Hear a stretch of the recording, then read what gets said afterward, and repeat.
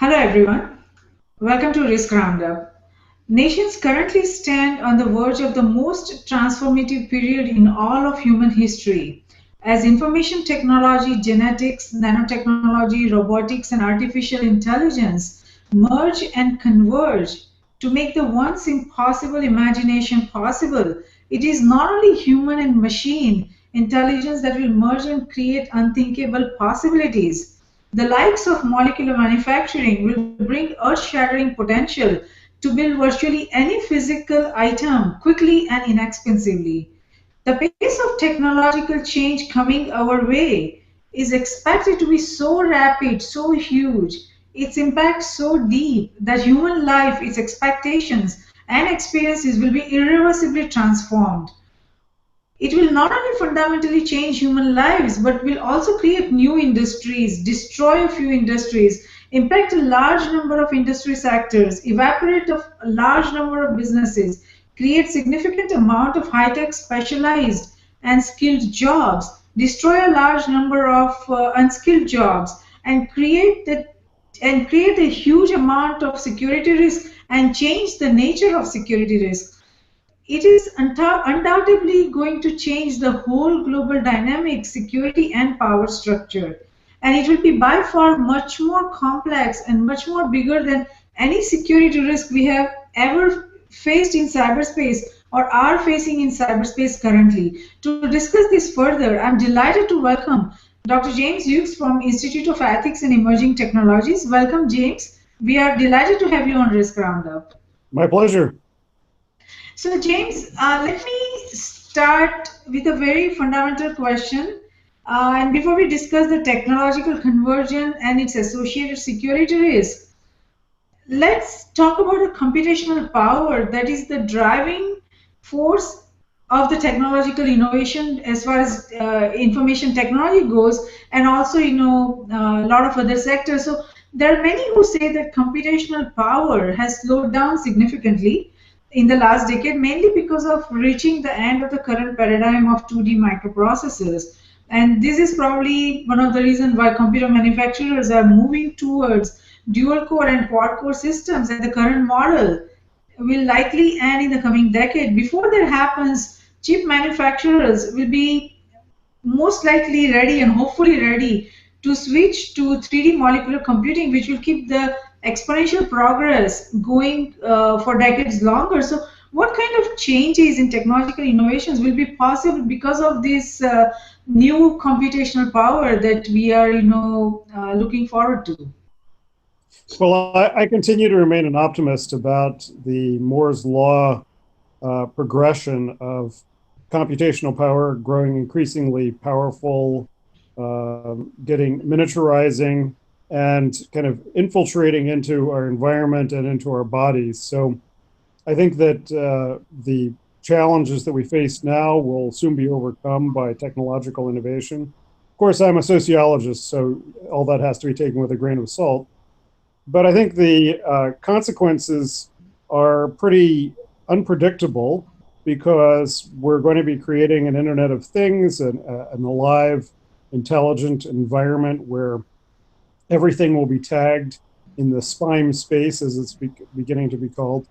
And our bodies will be infiltrated by miniaturized robotics and artificial intelligence in ways that will impact our health and hopefully for the better. I think all of that is going to be interacting in a way with converging synthetic biology, robotics, nanotechnology, and so forth in ways that are pretty unpredictable. I think the thing that you can hold on to are that we're going to continue to try to achieve certain kinds of human goals. We're going to continue to try to become healthier. We're going to try to increase our human capacities for cognition and memory. We're going to try to grow more food. And so all of these technologies, whatever technologies we develop, will be applied to these ends. But they will also, as you point out, create certain kinds of security risks, the capacities for new forms of terrorism and warfare and just unanticipated accidents that we have to begin to prepare for. Yes, you are right, James. I agree to your assessment. So now there are many people who believe that in less than 50 years, that means in our lifetime, machines will be able to do, if not all the work that we humans can do, but a very significant portion of the work that we can do. So how should any human feel about these changes that are coming their way? That robots or machines will be able to take over.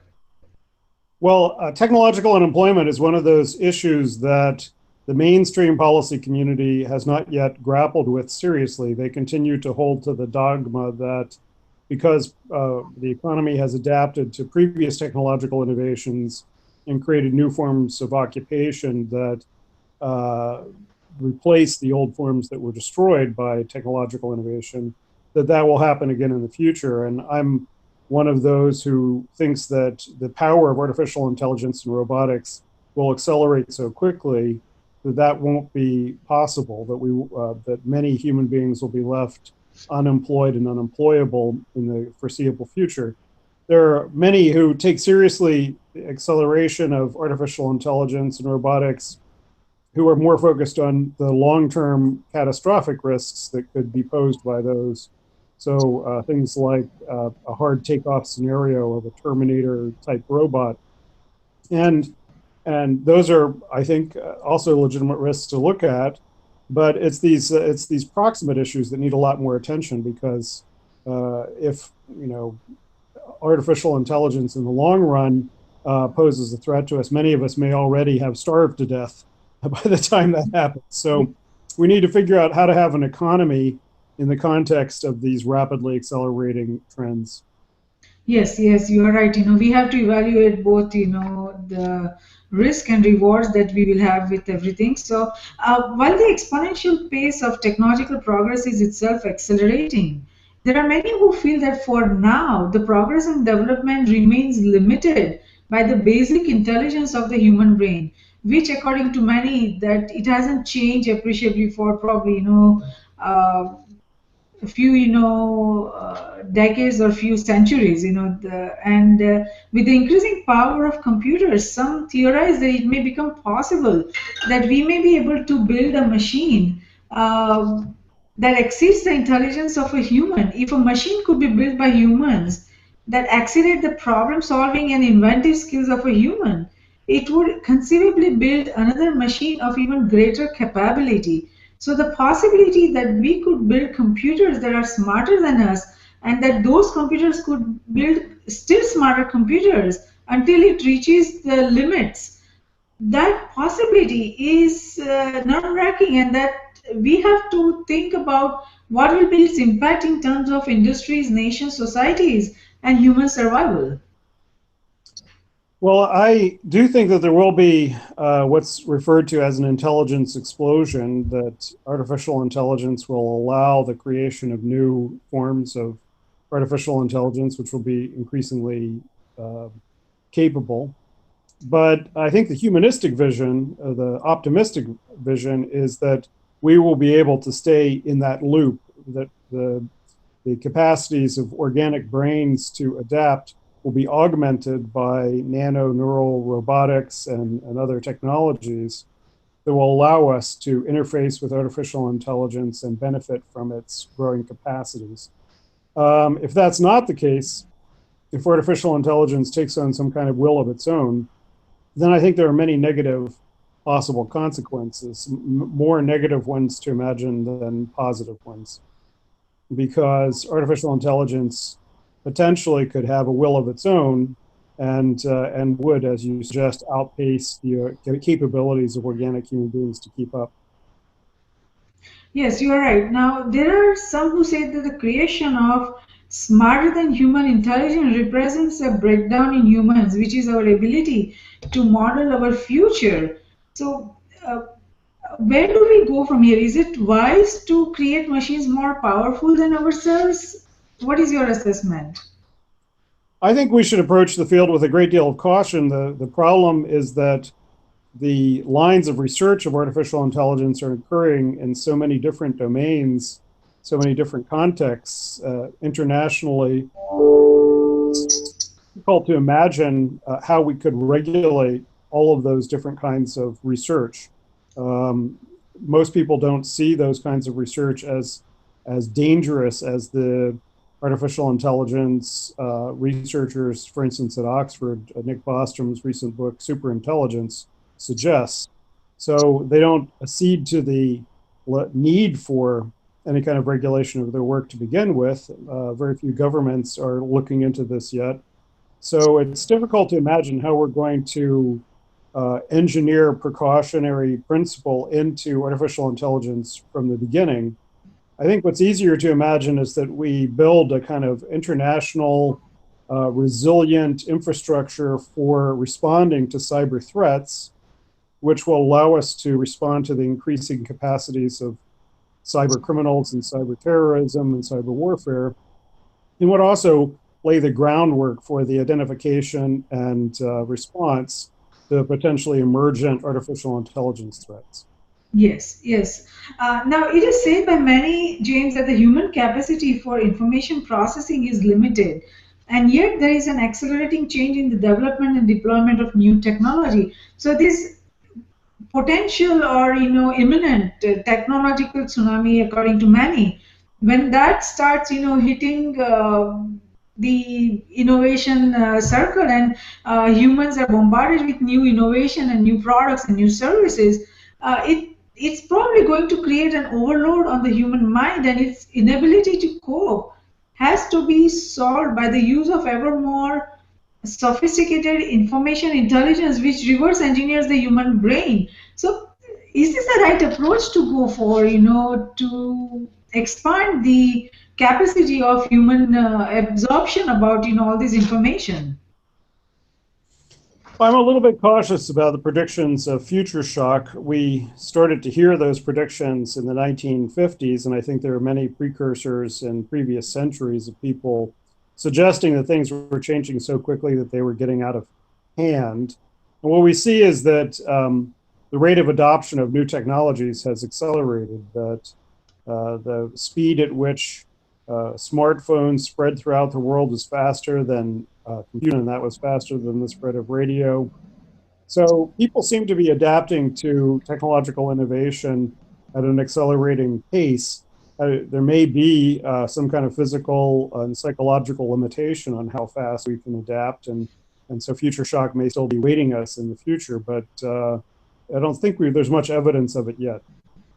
Yes, and now the emerging technological superconversion has the potential to be revolutionary and rewarding if its inherent and integrated risks are understood and effectively managed. But there is enough brain power across nations that can collectively address the critical risk coming to its industries, its governments, its nation. It is a cause of great concern that there is no credible initiative for integrated risk research or emerging security risks.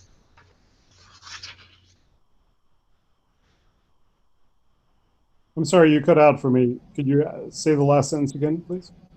I was saying that the emerging technological superconvergence has the potential to be revolutionary and rewarding if its inherent and integrated, interconnected, interdependent risks are understood and effectively managed.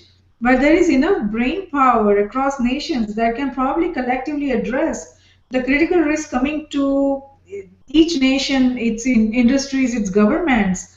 It is a cause of great concern that there is no credible initiative for integrated risk research or emerging security risks. What are your thoughts Uh, on? well, I agree. I think we need a lot more anticipatory governance in this domain. We need a lot of people working on these topics. Eugenic policies in a lot of countries, United States, Germany, and we decided after World War II that that the state should meet a very high burden of proof before interfering in parents' reproductive decision making.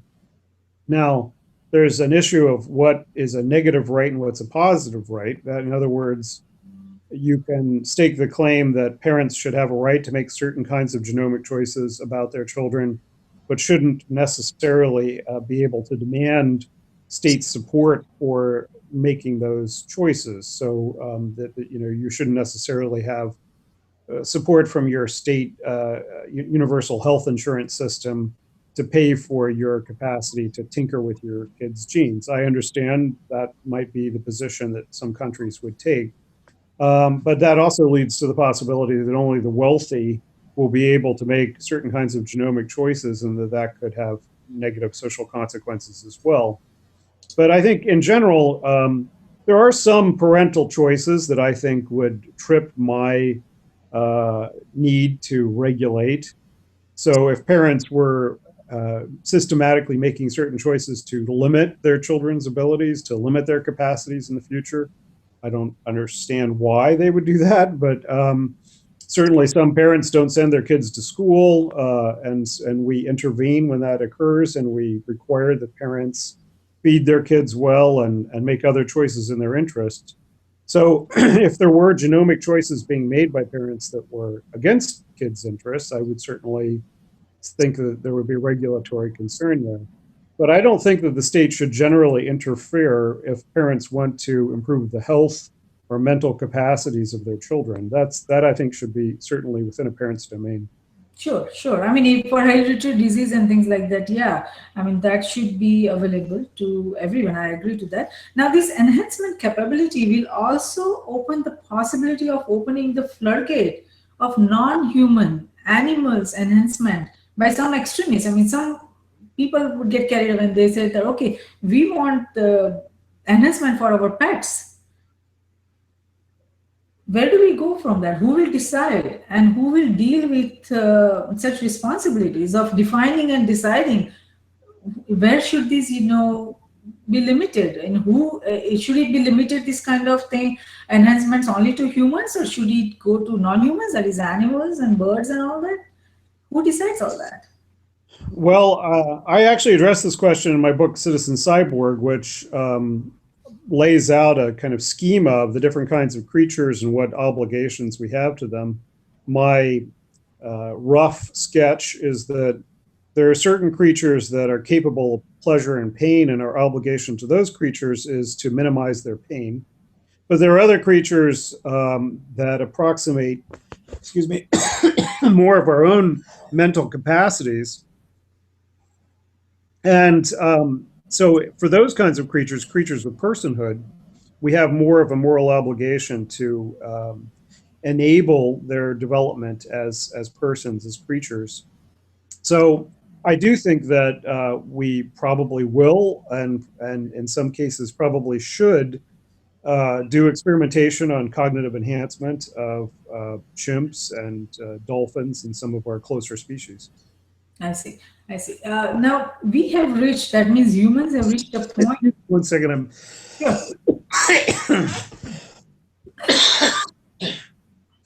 sorry, I've got some allergies going on here. That's okay. Don't worry about that. I'll make sure to add it. Okay, go ahead. Okay. Now I was saying that I will make sure that I edit this part, so don't worry about that. Okay. So humans have reached a point where anyone in the world, any individual can have instant access to needed information in a form that they want. And they're also very well on the path to comfortable wearable sensors that we were talking about earlier, and computers that will enhance every individual's awareness of his or her health conditions. I mean, so many applications are coming on iPhone, and so many such amazing developments, innovations, and developments are happening in healthcare sector, that all these things are coming to our way. Every human is going to be impacted. However, we still have not seen organizational structures and management principles that are based on fast, reliable communications of needed information, and that would vastly increase to the effectiveness of administrators in business, education, and government. Just we were talking about that, there are no proper institutions who is managing or governing this kind of changes, or who are proactively looking into the risks that are coming our way, and preparing their nations or their industries. So we don't have the right frameworks, we don't have the right models, organizational models, we don't have the right processes, we don't have the right people looking into this, we don't have the right institutions. So how do we manage such complex changes that are already coming our way? Well, I agree with your diagnosis. I'm not sure about the prescription. I think the field of futurism has pretty much dried up, and it's largely because it's been absorbed into lots of other domains, predictive analytics and scenario planners and so forth. And that may be a good thing. I think futurism needs to be more broadly shared set of skills as opposed to just one group of people who are thinking about these things. Um, in terms of anticipatory governance, both in the private sector and in the public sector, we definitely need institutions that are devoted to it. But again, I think if it's probably better if they're distributed as opposed to centralized. For instance, with the Food and Drug Administration, it would be great if they had a more anticipatory governance structure, thinking about what emerging informatics applications, for instance, or emerging medical devices or emerging pharmaceuticals might be, so that they'd be better prepared for the innovations that are coming. I don't necessarily think that that group of futurists or anticipatory policy planners in the FDA should necessarily have to be a part of some super agency that would be shared with the Homeland Security, for instance. Homeland Security needs its own anticipatory governance structures. So, yeah, it's hard to imagine exactly how it would be best implemented, but you're certainly right. We need new structures and new training for folks to do that job. Yes, of course, and we have to be proactively planning and preparing what is going to happen to the large number of individuals, because the changes that are coming our way is going to not just impact few industries; it's going to pretty much impact all industries, and so many there will be so many layoffs, so many people will lose their jobs, so much impact will be there, and if we as a nation, any nation, if they are not prepared, then the consequences are very dire. So yes, we have to be prepared. Now this is one question that probably I know you have been involved with transhumanist movement, and this is something that uh, is mind boggling, what is happening, the ability to have preserve our mind, or mind uploading. So among some futurists and within the transhumanist movement, mind uploading is treated as an important proposed life extension technology. Some believe that mind uploading is our current best option for preserving rather than cryonics. The possibility to have a permanent backup to our mind file, and as a means of functional copies of human mind to survive a global disaster or interstellar space travel, is mind boggling. Is this really going to happen, that we will be able to get every all the information that is in our brain, put it on a computer or a chip, and it could go through the cyberspace, it could end up somewhere, and we will be able to upload that to some robot or to another human being? That it seems that technology for that is coming our way. Now what would be the impact of that, that you take out all the information from someone's brain, upload, send it through the internet somewhere, and you can upload it in some to a robot, or to another human being? What are the consequences of that? Well, it partly depends on what legal status we give those uploads. I think my own position, and I presume the position of many, will be that if something can think and feel in the same way that a human being can, especially if it's a copy of a human being, that it should have the same moral status and perhaps the same citizenship status that we have. If that's the case and you make a copy of yourself, then we face some serious questions. Does it get half of all your stuff? Does it have property ownership over your things, or do you own it? If you own it, then it's a form of slavery. If it's really as self-aware as you are, it becomes more like your twin as opposed to your slave. So we do have to figure out what the legal and moral complexities of mind uploading will be. It's not very proximate because our capacity to create a self-aware artificial intelligence is probably decades away. and our capacity to record the processes of the brain in a way with sufficient detail and understand the translational language that we would need to implement that then in some non-biological system, that's probably even further away. So we have a little bit of time to figure this out.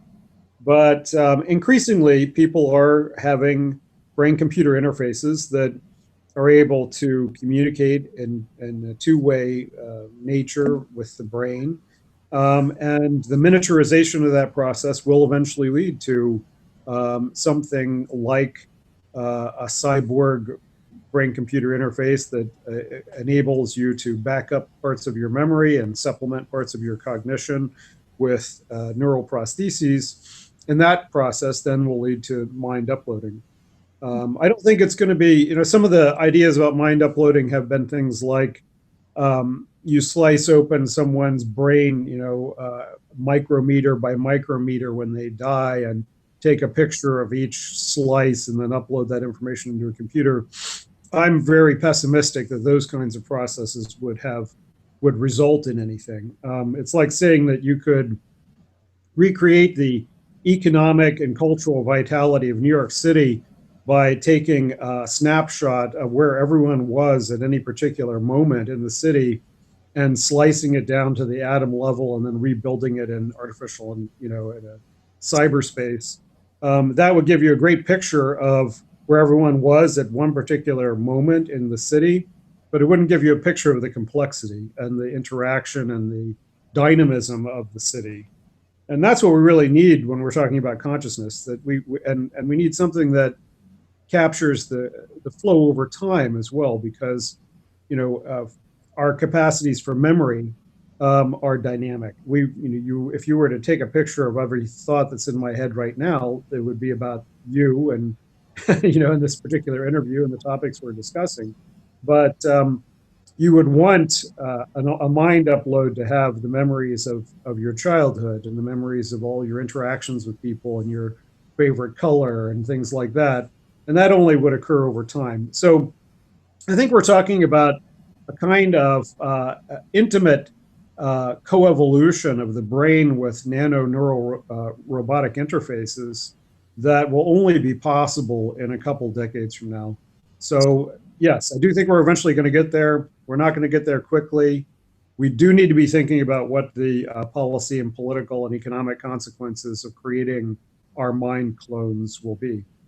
Yeah, you are right. I mean, it is the brain fingerprinting is already there. If you have a memory about certain event or about any particular defined event, then that technology already exists. That it would tell you whether that memory is there in a human brain or not. But the advances are happening so rapidly, James. You know that that there are this neurological science is advancing so rapidly, brain mapping, and there are fascinating changes happening. So I'm not sure if it's two couple of decades away. We will just have to wait and see, when that comes down our way, and when that technology is probably going to be accessible by all the humans. Then we are, going to be facing very, very complex risk, and we'll just have to see who is going to be accountable for that, to manage those kind of risks, how to prevent, uh, some unthinkable scenarios. But anyway, before we go for, there is something that is happening within the genomic and biotechnology and biological sciences that is probably a very cause of concern right now. That there is a movement growing quietly, steadily, and with great speed. Do it yourself biologists, and that at the groups, one group's name I came up in my research is DIY biology, DIY bio. What do you know about it? And is there a cause of is this a cause of concern or celebration? Because these are biologies that have their own technology, have their own tools, and they do gene splicing, and they are creating things in their probably basements or in the garages, and any place they own. See, having this kind of ability for information technology is one thing. Having this kind of ability and accessibility for people to do this kind of gene splicing and create something entirely new is a whole another kind of risk and challenges we are talking about. What do you know about these kind of groups, and what are your thoughts about it?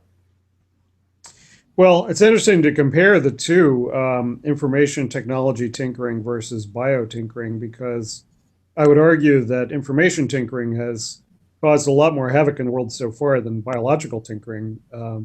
We've had groups theoretically interested in bioterrorism and bio warfare for a long time, but we have not seen an effective bio warfare, bioterrorist agent be created out of these synthetic biology processes.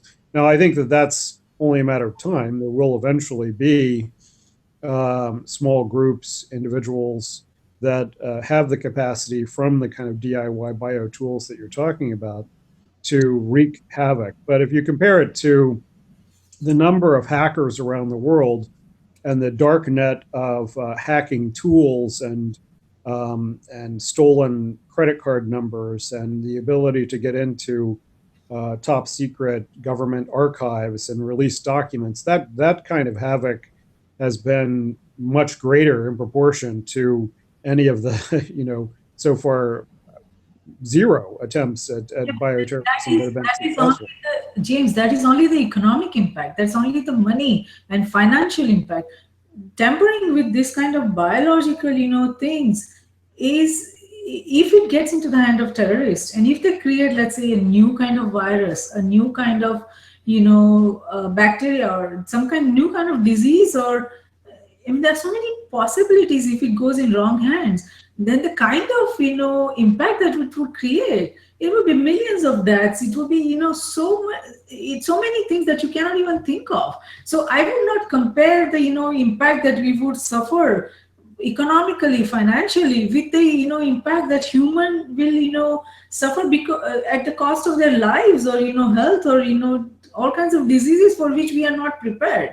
So even though it looks like, yeah, it's economically we are facing larger impact by these cyber criminals and hacking and all that, if this goes into the hand in wrong hands, I think we will not be prepared for that. Well, I agree. I was somewhat disappointed. The Obama administration's bioethics commission, one of the charges that they took up a couple of years ago was to look at the regulation and ethics of synthetic biology, of which DIY bio would be one subcomponent. And they came to fairly benign conclusions about what the risks were, and had more of a watch and see attitude. I tend to be a little bit more of an alarmist about those things, more along the lines of what you're talking about. However, we've had a hard time over the last 50, 60 years regulating access of nuclear proliferation. We've had a regime attempting an international atomic energy regulatory regime attempting to regulate the access of North Korea, Iran, Iraq before the invasion, to nuclear materials and to building nuclear weapons. And those are relatively easy to detect, and to send in observers to see whether they're actually being built or not. With synthetic biology tools that could potentially wreak the kind of havoc we're talking about, it's going to be almost impossible. It could be in a room the size of my study here that I could have a lab that That would have kind of destructive potential. So the regulatory capacities, I think, are going to become increasingly limited. And that means that we need more proactive kind of immune system policies. We need to be able to rapidly detect the emergence of pathogens in the world that mostly are going to be 99% are going to be natural. They're going to be emergent from natural mutagenic processes. But James, Um, think about that. I mean, you're talking about developing technology that can quickly detect pathogens. I mean, look at the cyberspace right now. We are getting so many malwares, every single minute probably, that the antivirus is software. They don't have the capability to cope up with that. if we are not able to cope up with the malwares and viruses and trojans and all that are coming our way in cyberspace, how are we going to deal with the live human, deadly pathogens that are coming our way, and how quickly will we be able to come up with technology that can detect that in air, soil, and water? You're talking about an impossible task. It don't I have. think it's a matter of degree. I mean, I don't necessarily agree that we haven't had a capacity to respond to cyber attacks. I mean, we have both official and private sector initiatives. Most of us have anti-virus and anti-spam software in our computers. It gets updated on a daily basis. It automatically notifies their headquarters whenever there's a detected new pathogen. And eventually, we need the same kind of thing in the biological and nanotechnological sphere that would have that kind of rapid response. And I imagine having an immune system in 20 or 30 years that gets a daily update from the CDC about what pathogens are extant in the United States and what my body needs to be prepared to be on the lookout for and how to respond to them. We don't have that kind of thing yet, but we're building an infrastructure of early pathogen detection and international responses, the creation of international vaccines and the sending of early response teams. Out of MERS and Ebola, the responses to SARS and so forth, we've become increasingly rapid in our ability to detect and respond to pandemics. So I just don't think that there's going to be a very good way to proactively restrict on the technology side people's capacity to wreak this kind of havoc. It's like saying, what's the best way to prevent people from hitting each other with hammers? Is it to build some kind of safety mechanism into a hammer that makes sure that no hammer can ever be used to hit someone?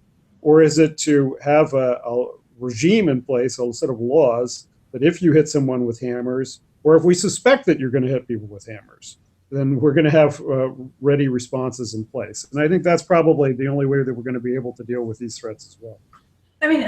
Think about for coming back to the point about the antivirus softwares, or ability to detect all different malwares that are coming our way. A new report I read somewhere said that we are able to detect only about 25 to 40% of the malwares. The antivirus softwares are only proactively able to fight only 25 to 40% of the malwares. They are not 100%. And a lot of people, and not a lot, but some people are saying that antivirus softwares are going to be history in the coming years because they are just not effective. And new kind of technology is under development that would probably take its place, that can effectively manage all the threats of the malwares and viruses and trojans coming our way.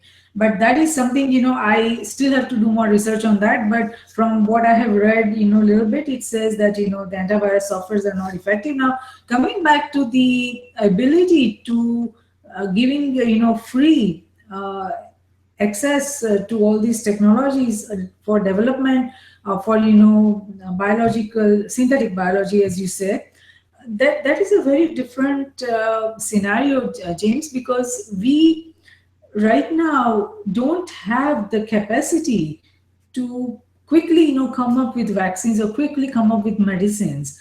To have these kind of groups, it's like this, to provide the recipe of how to make an atomic bomb on the, and we leave that on the internet. So if there is information available about the whole human genome publicly available on internet, there are so many bright people that are not working for the good side and working for the wrong side, that could use the information of human genome.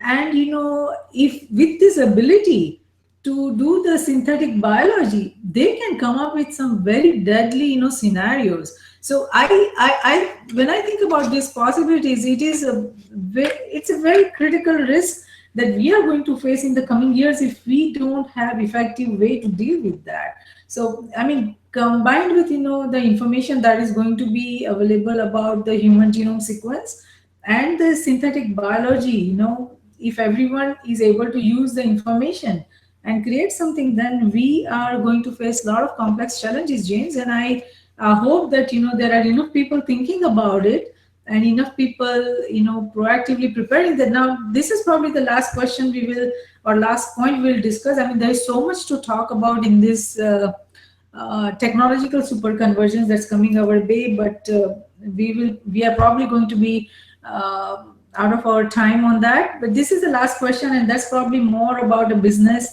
and economic impact. Is that with amidst the birth of these new sectors and industries due to inevitable technological tsunami that's coming our way because of the potential emergence and convergence of these technology super convergence, there will be rise of mega corporations that will own these technologies.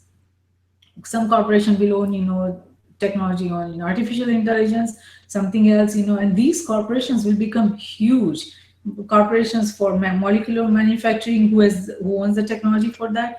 So what changes, challenges, and collision do you see due to rise of mega corporations? That is one question. And then another is that because of this rise of mega corporations, and because private industry will own most of these innovations, the wealth, this enormous wealth, will be in the hand of few who will own this technology or patent or process way of doing things. So what will be its impact across nations when there will be development of such huge mega corporations, and this huge wealth that will be coming because of that technology and potential of super convergence that will be in the hands of very few? Well, I've been a exercise for a long time. I think that the policies that we need are probably redistributive policies. We need progressive taxation. We need forms of countervailing power on the part of democratic governments to rein in corporate power. And that's an old struggle. We've been trying to do that for 100, 150 years.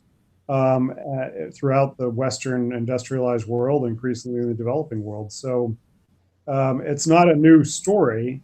Whether the emerging technologies, I mean, there's a kind of mythos in emerging technologies field that disruptive innovation will create a kind of dynamic churn of who the big corporations are. But IBM is still a pretty big corporation. Microsoft is still pretty big. The big four automakers are still pretty big.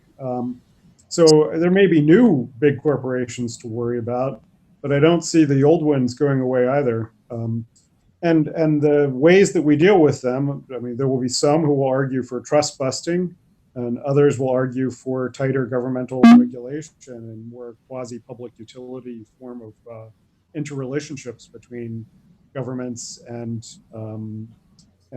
corporations. So yeah, I don't think that these are new questions, and I don't think that the solutions are going to be terribly novel either.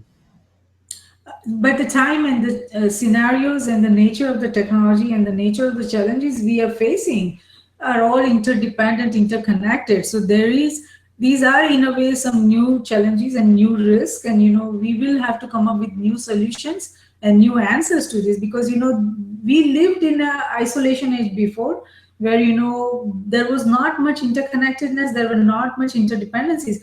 It's entirely different now. And if you you must have noticed that NIST released the Cybersecurity Risk Management Framework. That is an acknowledgement of the changing times, that government alone cannot manage the security risk facing the nations. It is going to be an integrated approach where all the private and public will have to work together. That means, as I said, that nations, government, industries, organizations, and academia, they all will have to work together, because these are the risks that no government can manage on its own. Security is no longer a government affair, it's an NGIO affair. So the times are changing, the nature of risk that we are facing is changing. So the nature of security is changing. So we will have to come up with very different answers, James. That old answers and old questions are, I think, going to be history.